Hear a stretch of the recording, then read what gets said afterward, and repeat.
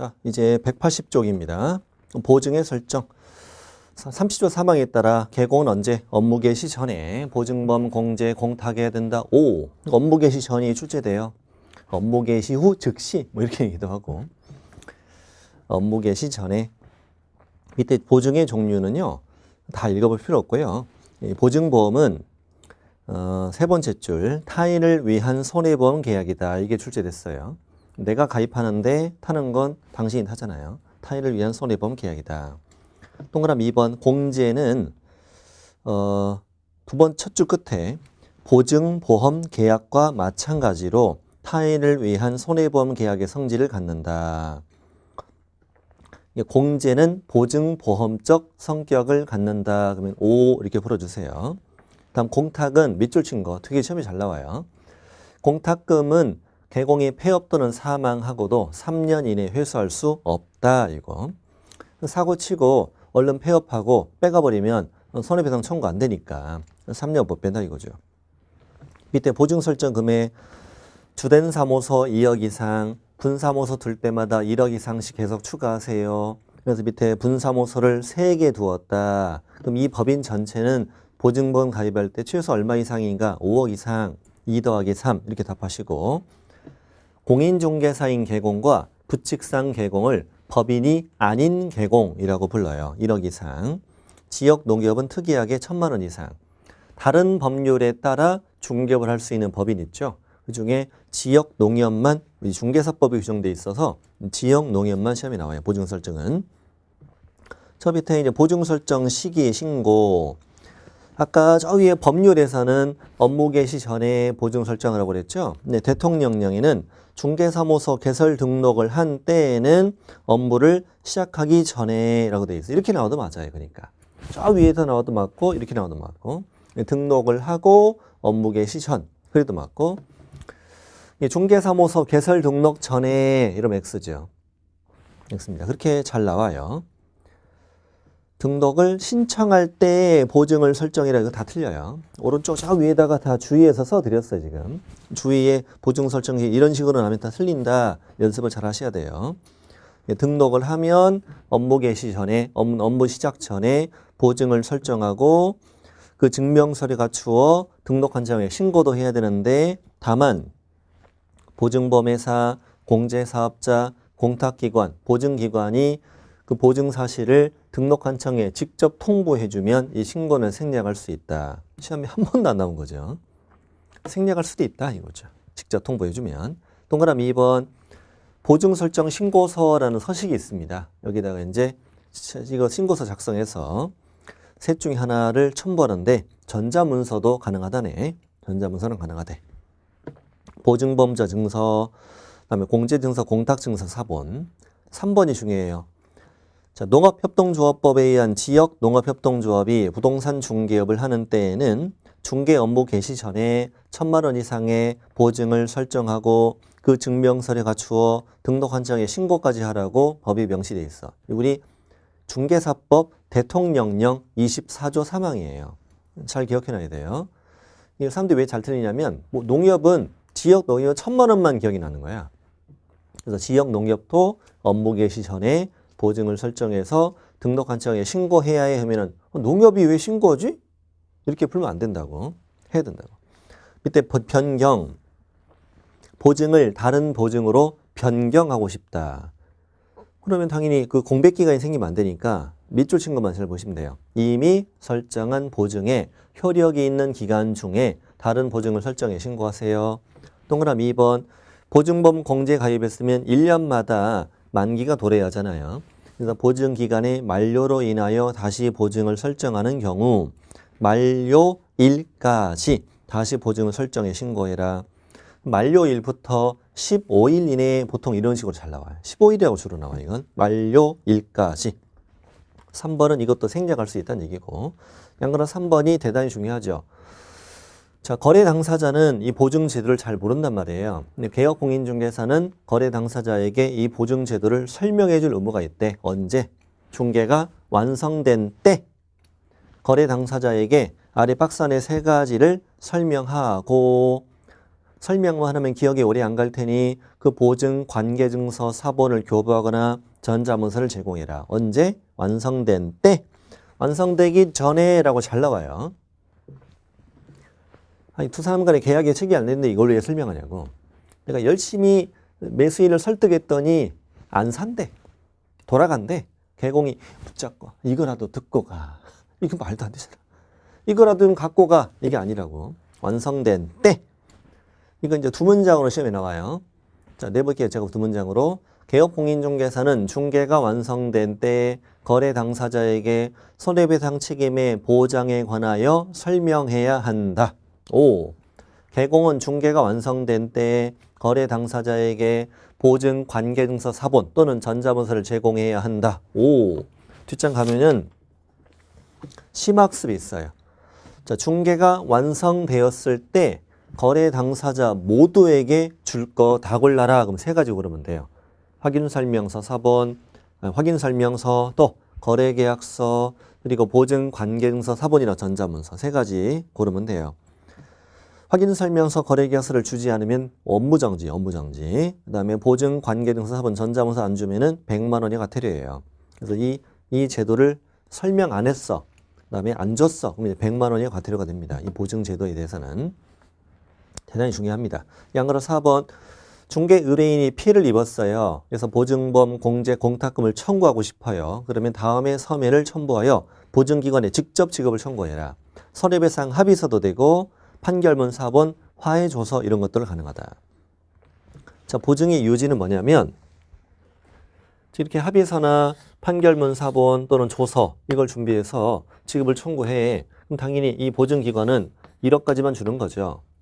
근데 의뢰인에게 발생한 손해가 1억 5천이라는 거예요. 그럼 나머지 5천만 원은 어떻게 청구해요? 개공에게 직접 청구하는 거죠. 5천을. 그리고 보증보험 공제는 뭐가 들어오고 구상권 들어오고 공탁은 어차피 내 돈 물어준 거고 그러니 우리 개업공인중개사는 이 모두에 대해서 책임을 져야 돼요. 져야 되는데 또 하나는 이 보증보험 공제는 1억까지 보장해 주는데 1년간 발생하는 사고의 손해액 합산액 1억까지예요. 건당 1억이 아니고. 생각해보면 그래. 보험료 15만 원 냈는데 여기서 100억 물어주면 말이 되냐 이거지.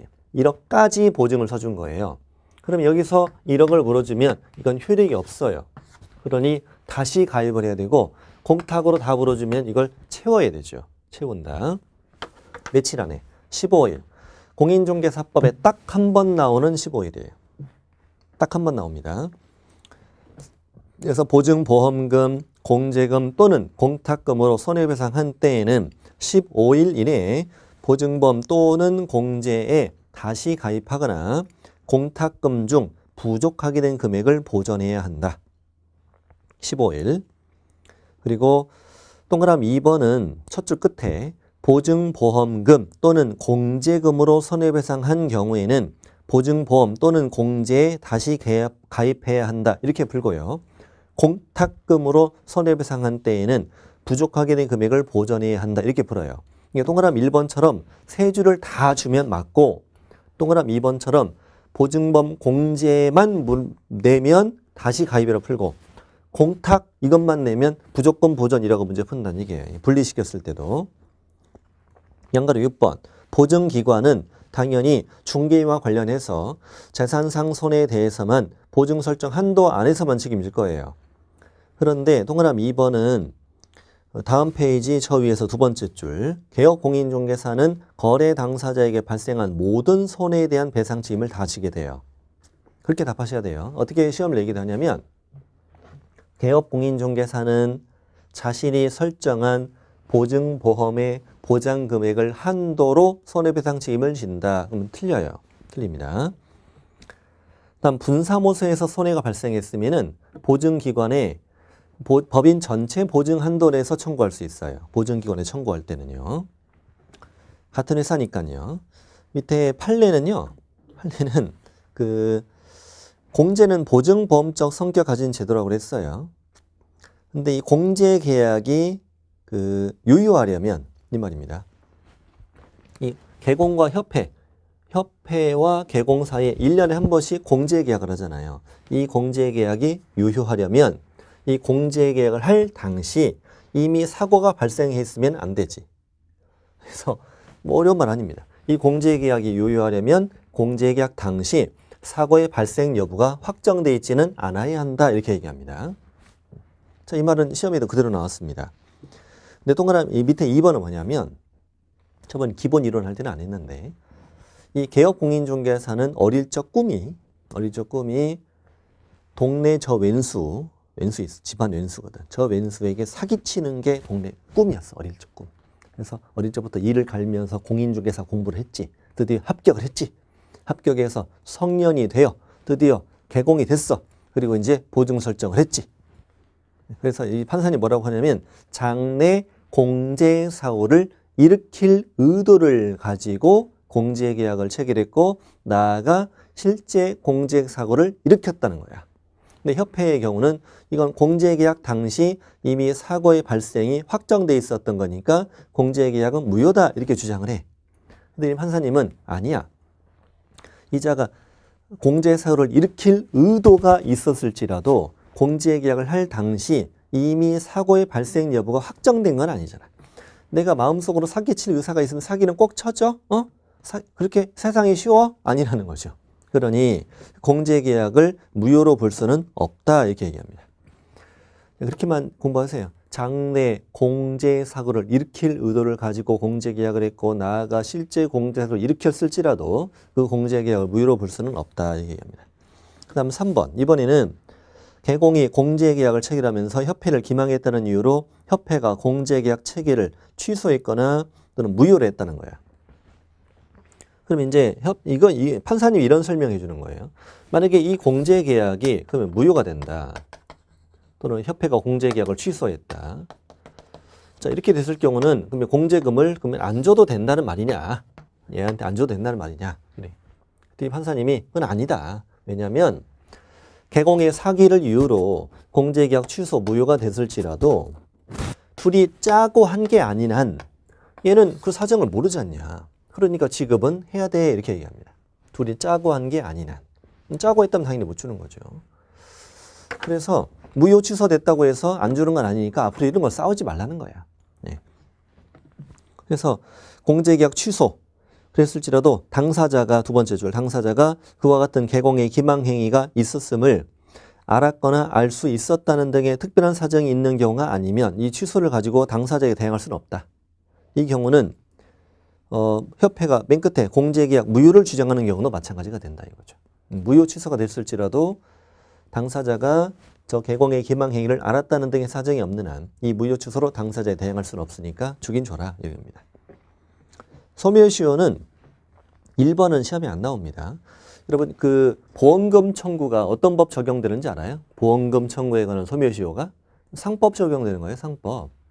예를 들어 의료 실비보험 있죠. 의료 실비보험에 가입해서 내 병원 다녀왔어 오늘. 이날부터 몇 년? 3년이야 3년. 3년 안에 청구하는 거예요. 청구하는 건데 그러면 보증보험 공제도 마찬가지로 상법 적용해서 중개사고 발생하고 3년 안에 청구하는 거예요. 근데 아까 의료실비보험은 달라요. 의료실비보험은 병원 다녀온 날부터 3년인 거잖아. 근데 중개사고는 계약서 쓸 때 이미 중개사고는 발생했단 말이야. 근데 손해는 나중에 입게 된다는 거죠. 그러면 시효가 이때부터냐, 손해를 알게 된 때부터냐 이런 문제가 생기는 거죠. 그래서 이제 그때 판례가 뭐라고 하냐면 공제금 청구권자가 공제사고 발생 사실을 확인할 수 없는 사정이 충분히 있었다는 거야. 그렇다면 이 공제금 청구권자가 공제사고 발생을 알았거나 알 수 있었던 데부터 소멸시효는 진행한다라고 봐야 된다는 얘기죠. 이때 동그라미 2번은요. 개업공인중개사에게 아까 이 보증 한도를 넘는 부분은 직접 손해배상 청구한다는 얘기잖아요. 직접 손해배상 청구한다는 거는 민법을 적용하거든요. 민법의 손해배상 소멸시효가 여긴 적용된다는 얘기예요. 너에게 직접 청구할 때는. 손해 가해자 날부터 3년, 불법에 의한 날부터 10년 이렇게 적용되는 거죠. 그 얘기입니다. 몰라도 됩니다. 이 법엔 잘못되지 않고요. 다음 페이지 위반시 제재. 손해배상 책임을 보장하기 위한 조치를 이행하지 않고 중개업을 했으면 등록을 취소할 수 있다. 임등취. 그 다음에 중개가 완성된 때 손해배상 책임 보장에 관하여 설명하지 않았거나 보증 관계증서 사본이나 전자문서를 제공하지 않았으면 100만 원 이하 과태료 이거죠. 보증이 센 것은 임등치, 약한 것은 100만 원이에요. 이 단원이 끝났고 이제 186페이지로 가겠습니다. 이 5장의 마지막 내용입니다. 5장의 양이 굉장히 많습니다. 금지행위. 금지행위는 개업공인중개사 등 이렇게 적용돼요. 개업공인중개사 등의 금지행위. 법의 33조. 33조에 적혀있는 7가지를 우리는 금지행위라고 따로 고유명사처럼 만들었어요. 개공 등이라는 것은 개공, 소공, 보조원, 사원, 임원 모두에게 적용된다. 그건 당연한 거 아니겠어요? 근데 금지행위를 위반했을 경우는 행정처분 받아요. 행정처분은 우리 개업공인중개사는 임등치, 등록을 취소할 수 있다. 금지행위는 임금, 금지행위는 임금, 등록을 취소할 수 있다도 맞고 업무정지 처분할 수 있다. 그래도 맞아요. 소공일 때는 뭘 줘요? 자격정지. 금이 투. 그 기준은 6개월짜리죠. 그 다음에 형벌. 형벌은 또 별도예요. 형벌. 자, 판매 명수를 위반하면 1년 이하 징역 1,000만 원 이하 벌금. 그 다음에 관직, 상, 투를 위반하면 3년 이하 징역 또는 3,000만 원 이하 벌금. 이건 이제 가장 기본이에요. 기본입니다. 방금 이 내용은 이 단원 끝에 있어요. 이 단원 끝에다가 적어드렸으니까 이따가 뒤로 가서 공부하시면 돼요. 194, 195 이쪽에다가 따로 넣는 거예요. 뒤에 마무리로 넣는 거고. 이제 187로 와서 금지행위의 내용을 하나씩 보는 겁니다. 첫 번째, 중개 의뢰인의 판단을 그르치게 하는 행위. 자, 거래사항 중요사항에 관하여 거짓된 언행 그 밖의 방법으로 중개 의뢰인의 판단을 그르치게 하는 행위. 우리 많이 봤잖아요, 이제. 중요사항을 속였다 이거지. 속여서 중개했으면 개공은 처벌된다. 손해가 발생했으면 손해배상 책임이 별도고, 그 민사고, 이건 형사로 처벌된다는 거죠. 1-1로 처벌된다. 밑에 이제 동그라미 2번에 들어있던 거. 동그라미 2번에 들어있는 것들이 주로 시험에 나오는 겁니다. 자, 개발업자로부터 입수한 확정되지 않은 토지 개발 계획을 설명하며 토지 매매를 중개했다. 중요사항을 속인 거죠. 또 개발 제한구로 지정된 하자, 이 하자를 숨기고 알려주지 않고 토지 매매 중개했다. 이게 적극적인 거짓된 은행뿐만 아니라 하자를 숨기고 알려주지 않는 것도 판단을 그르치는 행위에 포함된다는 걸 알아야 됩니다. 또 소송이 계류 중입니다. 경매가 진행 중입니다. 이런 사실을 고지하지 않고 매매 중개했다. 다 들어갑니다. 판례 1번 밑줄 친 거 보시면 돼요. 개공과 매도인 둘이 짜고 매도 의뢰 가격에 비해 무척 높은 가격으로 매수 의뢰인에게 팔고 차익을 둘이 취했다. 가격에 대한 기망행위. 2번 판례는 아직 시험에 안 나오는데 이 거래사항 중요사항, 판단 그르치서는 안 될 이 거래사항 중요사항에는 중개대상물 자체에 관한 사항뿐만 아니라 중개대상물의 가격에 관한 사항도 포함된다. 그러면 O 이렇게 보시면 돼요. 첫 번째 금지는 간단해요. 두 번째 금지행위는 특이한 규정이 됐죠. 중개대상물의 매매를 업으로 하는 행위. 이거 한 2, 3년 전에 금지행위에서 빼준다라고 뭐 말이 나왔었다가 쏙 들어가 버렸어요, 그냥. 중개대상물은 뭐예요? 토지, 건축물, 임목, 광업재단, 공장재단에 대해서 사고팔고를 반복적으로 하는 것은 처벌 대상이 된다. 왜? 우리는 직업이 중개업이니까 알게 된 정보로 중개업을 하고 중개보수를 받을 일이지 당신네들이 토건인권공에 매매업을 한다면 투기 가능성이 높지 않겠냐. 왜 매매업을 하겠냐. 남으니까 하겠지. 안 나오면 중개할 거고. 그러니 우리 대한민국에서 우리 개업공인중개사 등에게만 중개대상물의 매매업을 금지해요. 이 매매업은 일반 사회적으로 볼 때는 이건 범죄가 아니에요. 내가 내 돈 가지고 사고 팔고 반복적으로 이외의 위반이에요. 근데 우리는 위반이라는 거지. 문제 간단해요. 토지 매매업 금지행위, 상가 매매업 금지행위, 주택 매매업 금지행위. 아파트 분양권 매매업도 금지행위. 임목, 광업재단, 공장재단 매매업 다 금지행위니까 조심해야 되고 특히 입광공, 임목, 광업재단, 공장재단의 매매업도 금지행위로 문제 풀어야 돼요. 아직 시험이 안 나온 게 있는데 임대업이 금지행위인 것은 아니지요. 매매업이 금지행위입니다. 이게 아직 시험에 안 나왔고요. 또 하나 가능성이 있는 건 중개대상물이 아닌 것에 대한 매매업은 금지행위가 아니겠지. 근데 중개대상물이 아닌 것으로 문제를 내기가 참 애매하죠. 자동차, 자전거, 컴퓨터, 제가 좋아하는 포카칩, 민망하잖아요. 그래서 이제 한 번도 안 나오다가 재작년에 처음 출제됐는데 어떻게 출제됐냐. 건축 자재의 매매업 금지행위 아니다. 건축 자재 좀 신경 썼잖아. 그래도 신경 썼어요. 이게 금지행위다. 밑에 2번, 3번은 참고하시면 돼요. 참고. 다음 페이지 3번. 3번은 이제 판매 맞어요. 판 그다음에 매 받고 이제 명. 이게 무등록 중개업자와 협력 행위라고 얘기하는데 뭐 명이라고 이제 한 글자 있다 빼입니다만 이런 겁니다. 잠깐 칠판 좀 보십니다. 이자는 중개사무소 개설 등록하지 않고 중개업을 하고 있는 자예요. 자격도 없고 등록도 하지 않고 뭘 하고 있어요? 중개업을 하고 있어요. 이 무등록 중개업을 하면은 당신은 3-3으로 처벌 대상이 됩니다.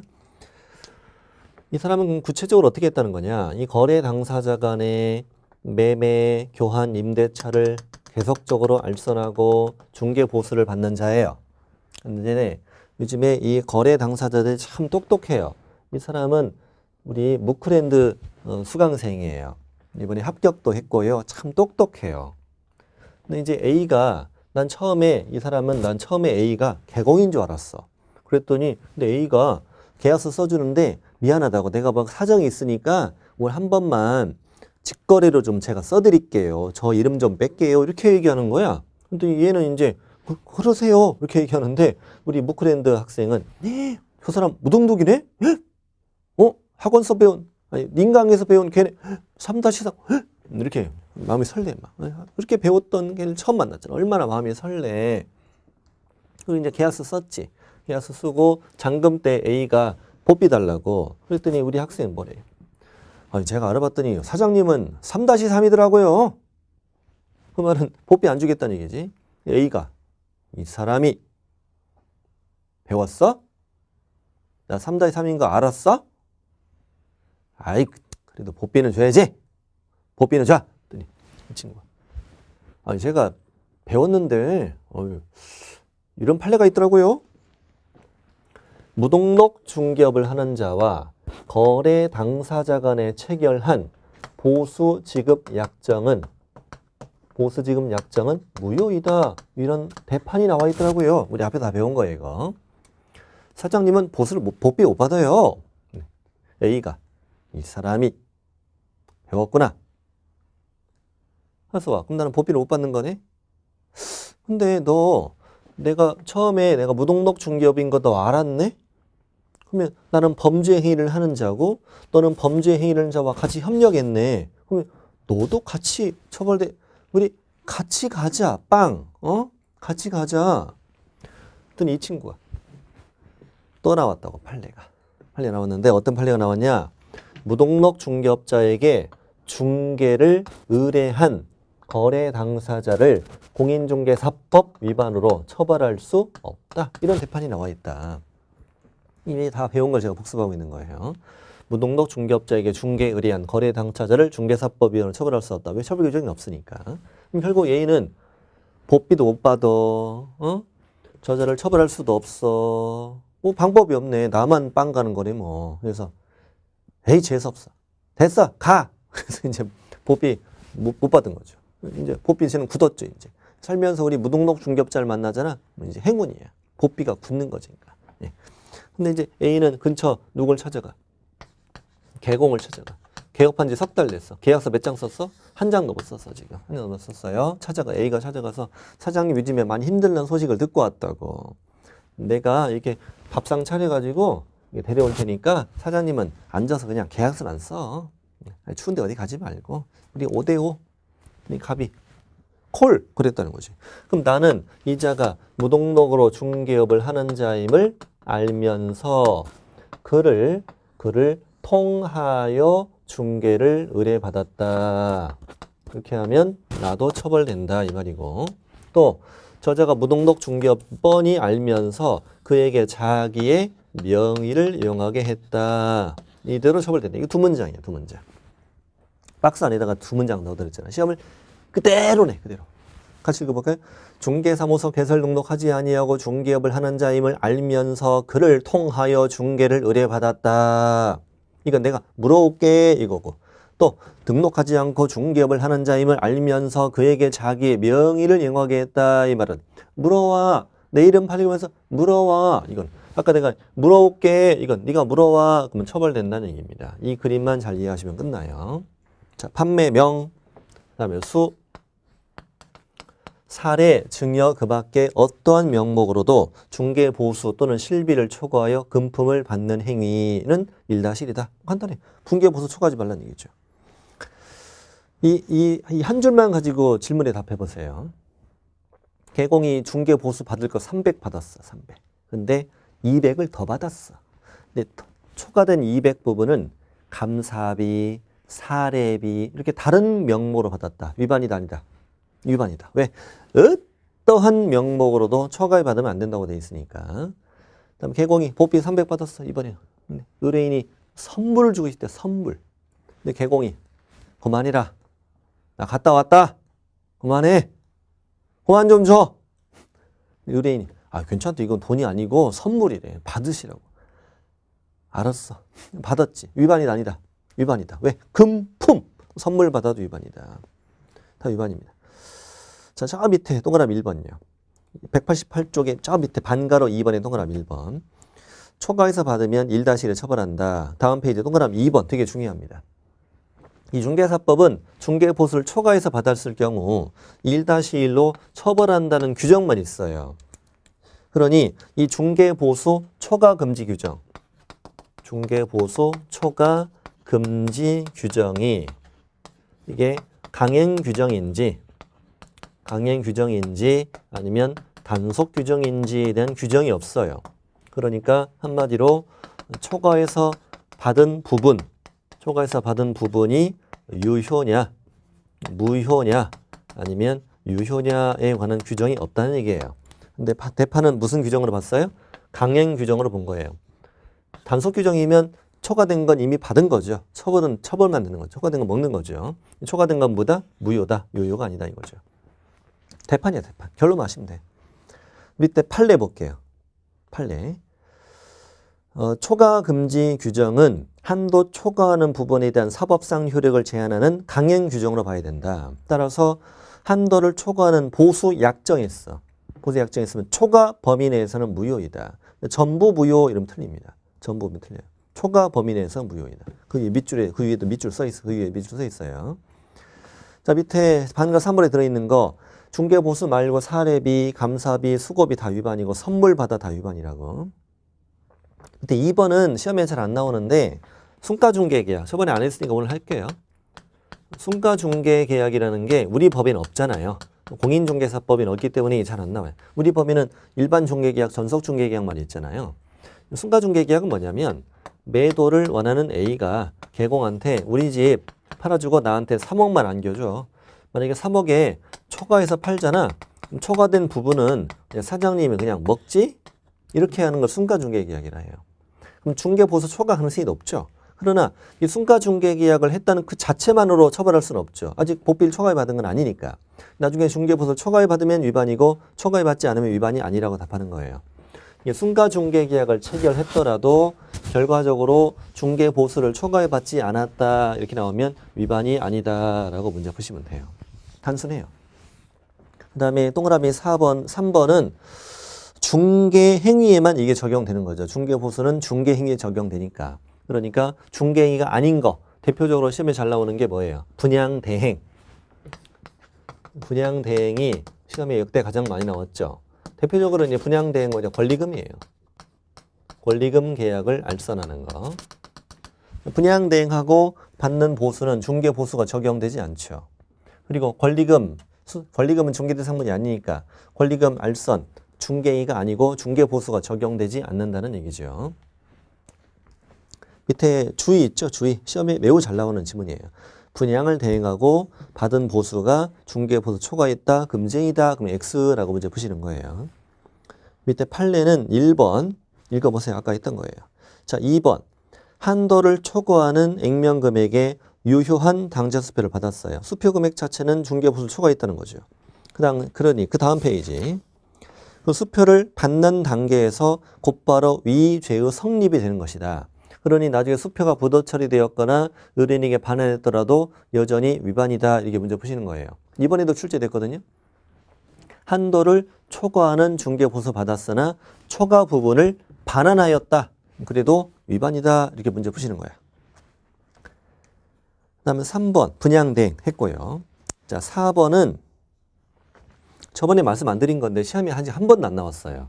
이게 그 유명한 제주도 감귤밭 사건이에요. 감귤밭 사건. 그렇게 유명하진 않아요. 제가 볼 때 유명하다는 거예요. 어떤 일이 있었냐면 A는 농지 소유자예요. 농지 소유자. 갑은 개업공인중개사고 개공이 A를 찾아가요. 사실은 얘는 나쁜 놈 아니에요. 능력자예요. 찾아가서 A한테 당신 땅은 농지다. 근데 이거 팔아봐야 얼마 안 나온다. 나오는데 내가 내 비용을 들여서 당신의 이 농지를 택지로 개발해 주겠다. 개발행위 허가받아 택지로 바꾸고 뭐 지목이나 용도 이런 거 바꾸는 거죠. 지금 바꾸고 그 다음에 내 비용을 들여서 지상물 철거, 상하수도의 개설, 그 다음에 도로의 개설 이걸 다 해주겠다는 거야. 심지어 이걸 지적 분할까지 다 하겠대. 지적 분할을 다 해서 당신한테는 내가 3억을 안겨줄게. 그리고 이 초과되는 부분은 내가 가질게. 가지는데 그 뭐 내가 비용이 많이 들기 때문에 이거 털어내면 너 얼마 안 돼. 이렇게 한 거죠. 그랬더니 A가 뿅 갔어. 3억 준다게 뿅 가가지고 이렇게 해달라고. 근데 결국은 개공은 이거 다 해줬어요. 다 해주고 나머지 부분 내가 먹었어. 이만큼 3억 주고. 근데 이 양반이 어마어마하게 가져간 거야. 그래서 이제 A가 열받아가지고 너 아까운 거지. 그래서 이제 개공을 보삐 초과로 찔러버린 거지. 찔렀는데 이제 문제가 됐던 게 그렇다면 이 개공의 일련의 이 행위가 무엇이어야 돼요?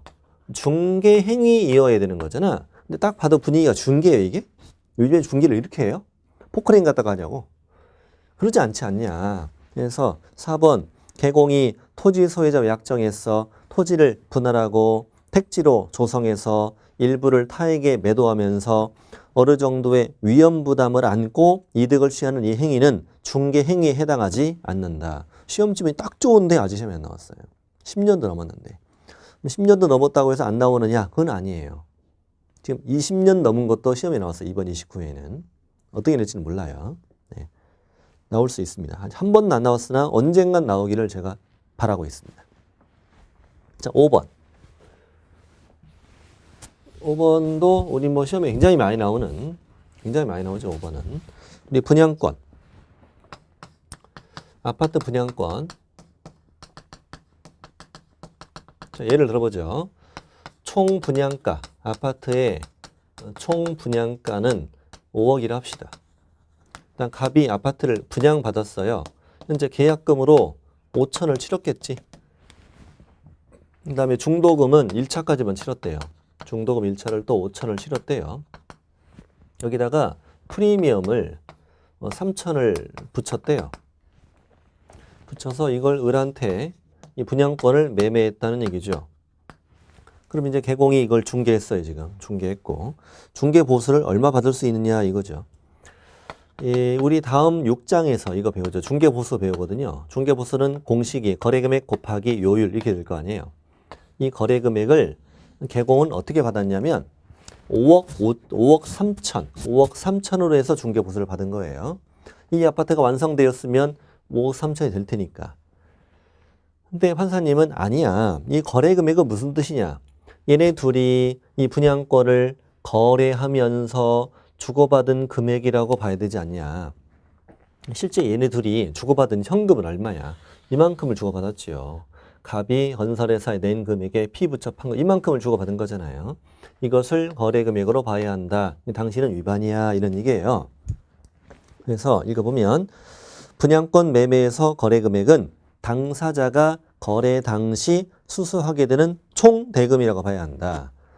당사자가 거래 당시 수수하게 되는 총 대금. 이건 결국 통상적으로 계약금, 기납본 중도금의 프리미엄 합한 금액일 것이다. 이와 달리 장차 건물이 완성되었을 경우를 상정하여 총 분양 대금의 프리미엄을 합산한 금액을 가지고 거래 금액을 산정해야 한다는 너의 주장을 인정할 수는 없다. 이 위반이라는 거죠. 총 분양 대금의 프리미엄 합산한 금액을 거래 금액으로 한다 그러면 X 이게 문제면 되는 거죠. 그런 얘기예요. 그 밑에 밑줄 친 거 또 하나 있죠. 그건 뭐냐면은 개공이 이런 황당한 주장을 합니다. 제가 저번에 말씀 안 드린 건데 황당한 주장합니다. 뭐라고 주장하냐면 판사님 이 아파트 분양권을 내가 방금 중개했는데 이 분양권을 중개할 당시 아직 그 주택은 현장에 존재하지는 않지 않냐고. 그래서 나는 이게 주택이 아직 존재하지 않아서 저는 이것이 주택 외인 것으로 착오를 했습니다. 이런 주장을 해요. 주택 외일 경우는 우리 다음 시간에 배우지만 0.9까지 받을 수 있고 주택은 기껏 받으면 0.456 정도거든요. 나는 그러니까 주택 외인 걸로 착오를 하여 초과해서 받은 거다. 법비 초과한 거다. 이렇게 주장하는 거예요. 근데 판사님이 웃기고 있네. 이 아파트 분양권은 이미 1989년에 이건 장내 건축될 건물이라고 했다. 장내 건축될 건물은 이건 결국 주택으로 봐야 되는 것이지 장내 다 지어지면 이것이 상가가 되냐? 주택이 되지? 그러니까 네가 이 분양권을 주택 외입니다 라고 착오했다고 주장하는 것을 우린 인정할 수 있다 없다? 인정할 수 없다. 이런 얘기예요. 그래서 어떤 법을 착오로 위반한 경우는 정당한 이유가 있으면 처벌하지 않는다고 형법에 되어 있거든요. 이게 무슨 말이냐면은 내가 한 행위가 어떤 법의 위반인지를 몰랐어. 그럼 사람은 그럴 수도 있지. 그런데 거기에 정당한 이유가 있는 경우는 처벌하지 않는다고 되어 있어요. 형법에. 이걸 정당한 이유를 대운 거죠. 그랬더니 판사님은 이 정당한 이유로 인정 안 한 거죠. 그래서 개공이 중개보수 산정에 관하여 지자체의 조례를 잘못 해석해서 초과해서 받은 경우를 정당한 착오로 인정할 수 없으니 이거 여전히 위법하고 처벌 대상이 된다. 지자체 조례를 잘못 해석해서 초과해 받은 경우는 처벌 대상이 아니다 하면 틀려요. 처벌 대상이다. 6번은 권리금 사건이에요. 권리금 사건이니까 읽어보시는데 위에 4줄은 5줄은 권리금 알선은 중개보수 적용되지 않는다는 얘기 하고 있는 거예요. 그 밑에 4줄 더 있죠? 4줄 보면은 따옴표를 이렇게 해놨잖아요. 제가. 한 사람은 이 사람은 토지 소유자예요. 토지 소유자고 B는 상가 임차인입니다. 상가 임차인이며 현재 가계를 하고 있지요. 얘네 둘이 교환 계약을 하는 것을 개공이 중개한 사건이에요. 그러니까 이제 뭘 바꿨다는 얘기냐면 토지 소유권, 상가 임차권, 그 다음에 권리금 이게 한 덩어리, 이거 한 덩어리를 교환했다는 거예요. 그래서 거기 다운표에 제가 쳐드렸는데 토지와 또 다운표 또 하나 있죠. 건물의 임차권, 권리금, 시설비 이것과 이거의 교환계약을 중개했어요. 근데 자 소유권과 임차권의 교환을 도와줬으면 이건 중개지. 근데 권리금 이거를 주고받는 걸 도와주는 건 또 중개가 아니지. 이게 일부는 중개고 일부는 중개가 아니잖아요. 이건 중개보수 적용되고 이건 중개보수 적용이 안 되잖아요. 근데 개공이 이거를 포괄적으로 받았어. 보수를. 퉁쳐서 얼마 이게 받았다는 말이야. 이거는 이 금액 자체는 중개보수를 초과했던 거죠. 근데 판사님은 위반이 아니라고 했던 거예요. 이 포괄적으로 받은 금액 중에 어느 금액까지가 중개보수인지를 특정할 수 없지 않냐. 이거 위반이 아니다. 이렇게 얘기한 거예요. 뒷번 아직 시험에 안 나왔는데 한번 이해를 한번 해볼 필요가 있어서 한번 읽어드렸습니다. 그 다음에 이제 여기까지가 판매 명수까지 봤어요. 판매 명수. 이제 관직상투. 자, 관계법령 거긴 주택법을 의미해요. 여러분 주택법 배우셨죠? 주택법에 보면 공급 질서 교란 금지라는 파트가 있어요.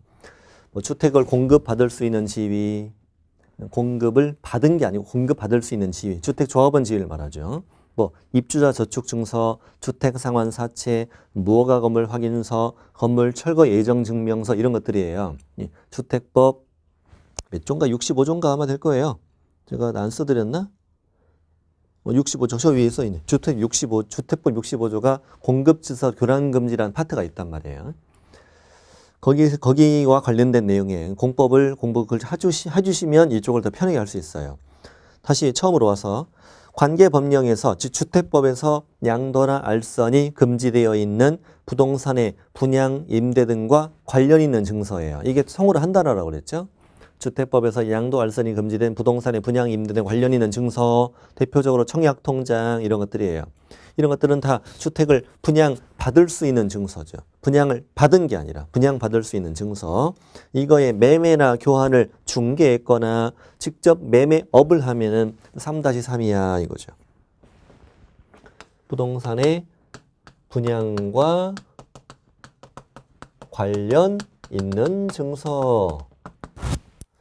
금지되어 있는, 양도알선이 금지되어 있는, 관련 있는 증서, 관직상투 이것을 매매 교환을 중개해도 3-3, 직접 뭘 해도 매매업을 해도 3-3이야 이거죠.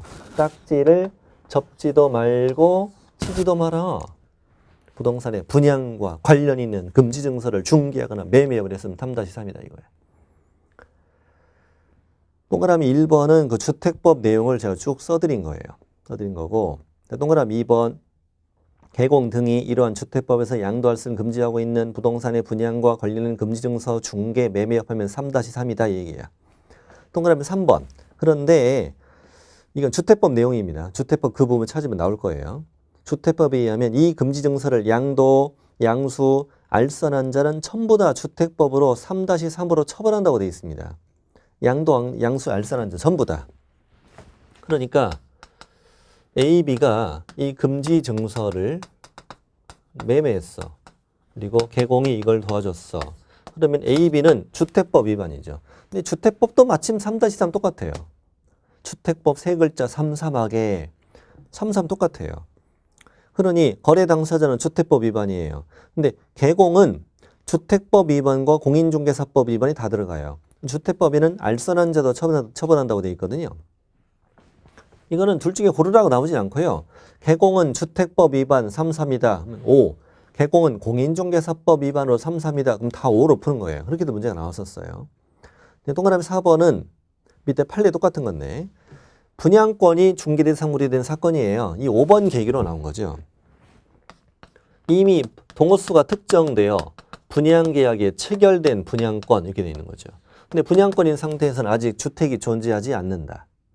분양권도 부동산의 분양과 관련 있는 증서다. 그러니까 이것도 5번 위반이다. 그랬더니 판사님은 그건 그거 아니고 이건 앞으로 장래 건축될 건물이라고 봐야 한다. 이거는 그래서 앞으로 뭘로 본다? 중개대상물로 봐야 된다. 그래서 특정 동호수가 정해졌거나 분양계약에 체결된 분양권은 위 금지증서이다 아니다. 아니다 그러면 5 이렇게 푸는 거예요. 자 6번 갑니다. 중개 의뢰인과 직접 거래, 거래 당사자 쌍방대리. 제목 그대로입니다. 중개 의뢰인과 뭐 하지 마? 직접 거래하지 마. 거래 당사자 쌍방대리 하지 마. 개업 공인중개사가 중개 의뢰인과 직접 계약을 하면 안 된다 이거죠. 근데 주의할 점은 모든 거래를 다 금지하니까 매매든 교환이든 임대차든 따지지 말고 전부 다 위반이라는 얘기예요.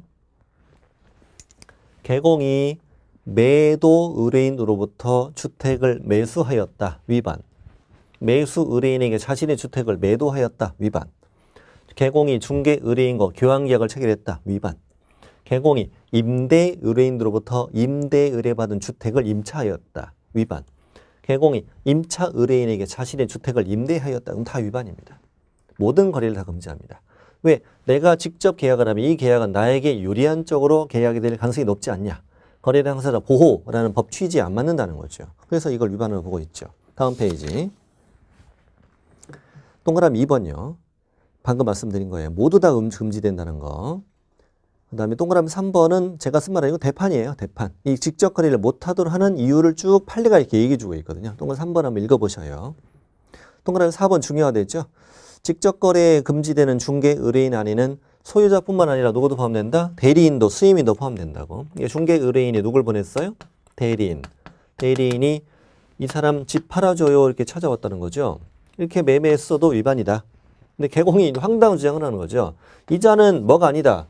중개 의뢰인이 아니다 이렇게 주장한 거죠. 근데 판사님은 야 걔가 개여야 이렇게 얘기한 거죠. 걔가 개여. 그래서 밑에 주의. 개업공인중개사가 매도 의뢰인으로부터 매도 의뢰받은 주택을 매수했다. 직접 거래. 개공이 임대 의뢰인으로부터 임대 의뢰받은 주택을 임차해도 직접 거래. 개공이 매도 의뢰인 대리인과 직접 매매 계약을 해도 다 직접 거래, 다 위반이라고요. 직접 거래가 아닌 경우는 가족 명의로 사는 건 위반이 아니라고. 의뢰받았는데 자기 가족 명의로 샀다. 결국 할 방법은 다 있네. 이거 뭐하러 못하게 하는 가족만 있으면 되는구만.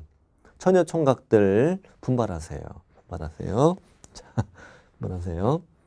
중개 의뢰인과 계약을 했는데 뭐 자족 명의 산 건 상관없대. 가족 명의로 하는 거.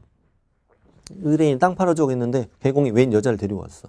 그 여자가 내 와이프라고 설명할 필요 없잖아. 뭐 그걸 괜히 알려주면 껄쩍지근하니까. 어차피 위반도 아니니까 설명할 필요 없죠. 그냥 계약서 써주면 되죠. 또 그새를 못 잡고 또 손 잡고 있고 막 그러지면 안 되고. 에? 눈치채니까 뽀뽀하고 막 그러지 말고. 에? 매일 하는 그런 일이지만 에? 평소에 좀 남 볼 때 그러지 말고 에? 집에서 하는 거. 자 됐어. 2번은 생활정보지에 광고된 물건 사는 건 직접 거래가 아니다. 왜? 그건 중개 의뢰인은 아니니까. 3번이 중요하던 거죠? 3번이. 자, 갑도 개공이고 을도 개공이에요. 근데 우리 집 팔아줘라고 을한테 중개 의뢰를 했는데 을이 중개해서 누가? 갑이 샀다. 직접 거래가 아니다. 다른 개공의 중개로 사는 거 상관없다. 그 다음에 다른 개공의 중개로 팔았다. 매수, 이장이 팔았다. 매수 의뢰인에게. 이것도 다 위반 아니다. 다른 개공의 중개로 사고 파는 건 직접 거래가 아니다고 답하시면 돼요. 그래서 밑에 주의에도 있죠. 개업공인중개사가 매도 의뢰인으로부터 매도 의뢰받은 다른 개공의 중개로 주택을 매수했다. 여러분 매도 의뢰인으로부터 매도 의뢰받은 게 다른 개공이에요. 매도인으로부터 매도 중개 의뢰받은 다른 개공, 그 중개로 주택을 맨 앞에 있는 개공이 샀다는 얘기죠. 밑에 판례가 그거예요. 갑이 매도인으로부터 매도 의뢰받은 의뢰 중개로 샀다. 또 매수 의뢰받은 병의 중개로 팔았다. 매도 의뢰받은 건 을이고 매수 의뢰받은 건 병입니다. 네. 갑이 의뢰 중개로 샀다가 병의 중개로 팔았다. 이건 위반이 아니고. 밑에 두 번째 판례가 2번 29의 정답이었는데 저 밑줄 거 보시면 돼요. 직접거래 금지 규정은 강행 규정이 아니라 단속 규정이다. 효력 규정 이러면 틀려요. 강행 규정은 단속 규정이에요. 의뢰인과의 계약이 무효가 되는 건 아니에요. 의뢰인과 계약이 무효가 된다면요. 일단 개공한테 집 팔어. 난 직접 그런지 몰랐어. 몰랐는데 집 팔았어요. 팔았는데 판 이후에 집값이 막 급등하는 거야. 열받았네. 그럼 돌려받으면 되잖아. 그럼 말이 되냐 이거지. 말이 안 되잖아요. 그러니까 그 계약을 무효로 할 수는 없다. 의뢰인과의 계약을. 강행 규정이 아니라 단속 규정에 불과하다. 그럼 쌍방 대리는 당사자 보호를 위해서 어느 한쪽의 일방을 해야 할 의뢰가 있기 때문에 쌍방 대리를 이 법에서 금지하고 있는 거죠. 쌍방 대리하면 3-3으로 처벌된다는 거예요. 주의할 점 일방 대리가 잘 나와요. 일방 대리는 위반이 아니에요. 밑에 예제 보시면 돼요. 개공이 임대, 임차 모두를 대리해서 임대차 계약을 체결했다. 쌍방 대리 O. 개공이 임대 의뢰인을 대리해서 임차 의뢰인과 임대차 계약을 했다. 일방 대리 금지 행위 X. 일방 대리가 잘 나온다고 그랬습니다. 자, 마지막 투기 조장 행위. 투기 조장 행위가 두 가지가 있습니다요. 첫 번째는 A가 B와 매매 계약을 했는데 B 앞으로 뭘 하지 않고 등기하지 않고 다시 C에게 넘깁니다. 이거 3자비가 됐다면 중간 생략 등기 했어도 등기는 유효하죠. 유효합니다. 근데 지금 그걸 말하는 게 아니고 사법적으로는 처벌 대상이 됩니다. 이게 아니, 공법적으로는. 사법적으로는 유효하지만 공법적으로는 처벌되는 거죠. 미등기 전매. 미등기 전매는 어떤 법에서 이걸 처벌 규정을 두고 있냐면 부동산 등기 특별조치법이라는 법이 있어요. 밑에 있을 거예요. 부동산 등기 특별조치법에 미등기 전매를 처벌하는 규정이 있어요. 근데 개공이 이 미등기 전매를 뭐 했어? 중개했으면 너의 탈세, 투기를 도와줬잖아. 이게 투기를 조장하였다. 3-3 이런 말이죠. 미등기 전매는 부동산 등기 특별조치법에 따르면 3년 이하 징역이나 1억 이하 벌금. 이게 더 세요. 더 셉니다. 자, 읽어보면은 박스 밑에 반가로 1번이요. 반가로 1번. 탈세 등 관계법령을 위반할 목적으로 소유권 보존 등이나 소유권 이전 등을 하지 않고 부동산을 매매했어요. 여기까지가 미등기 전매예요.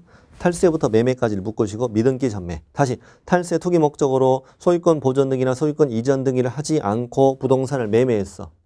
탈세 투기 목적으로 등기 안 하고 부동산 매매했다. 미등기 전매한 거잖아. 이거를 뭐 했다? 중개했다. 투기 조장 행위. 투기 조장 행위. 밑에 동그라미 1번 읽어보십시오. 미등기 전매를 한 당사자는 부동산 등기 특별조치법 3년에 1억. 미등기 전매 중개한 개공은 투기 조장 3-3. 다음 페이지. 밑에 판례인데 뭐 이런 사건이죠. 밑에 판례를 내가 읽어드릴게요. 중개 보조원인데 사실은니까 개공일 할게요.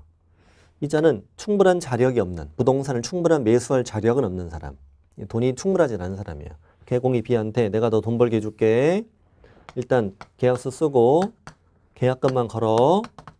그리고 중도금 전까지 비싼 값에 되팔아가지고 네 앞으로 등기를 하지 않고 이렇게 넓게 넘겨가지고 이렇게 넘겨서 너희도 돈 벌게 해줄게 이 말이죠. 간단한 방법은요.